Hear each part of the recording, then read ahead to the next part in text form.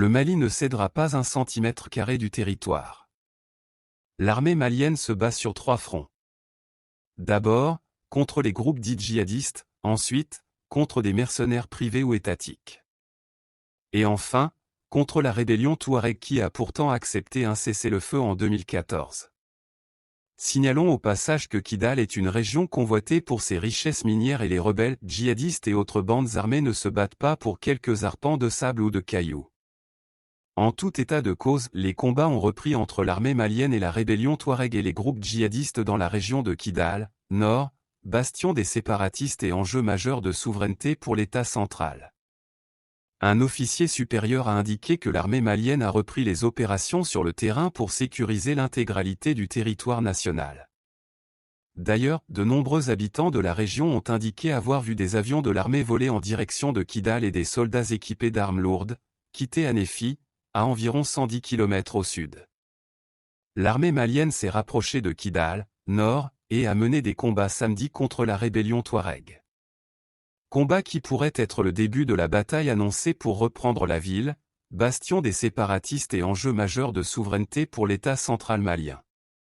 Différentes sources ont fait l'état de combats plus ou moins prolongés et plus ou moins éloignés de Kidal selon les interlocuteurs. Aucun bilan humain, matériel ou tactique n'a pu être établi de manière indépendante. Par ailleurs, on sait que les rebelles séparatistes ont fait couper vendredi le réseau téléphonique à Kidal, possible anticipation d'une offensive de grande envergure de l'armée malienne.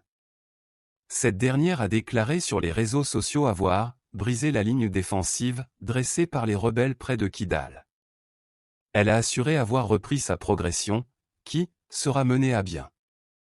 Un officier basé à Gao, la grande ville du Nord, a évoqué des combats à proximité du camp récemment abandonné à Kidal par la mission de l'ONU, MINUSMA.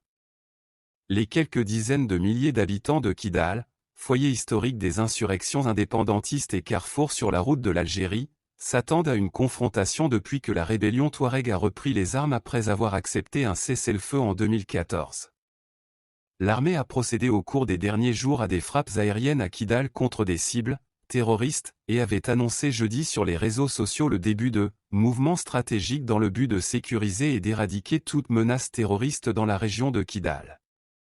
D'ailleurs, une importante colonne militaire stationnée depuis début octobre à Hanéfi, à environ 110 km au sud, s'est mise en mouvement vendredi en direction de Kidal.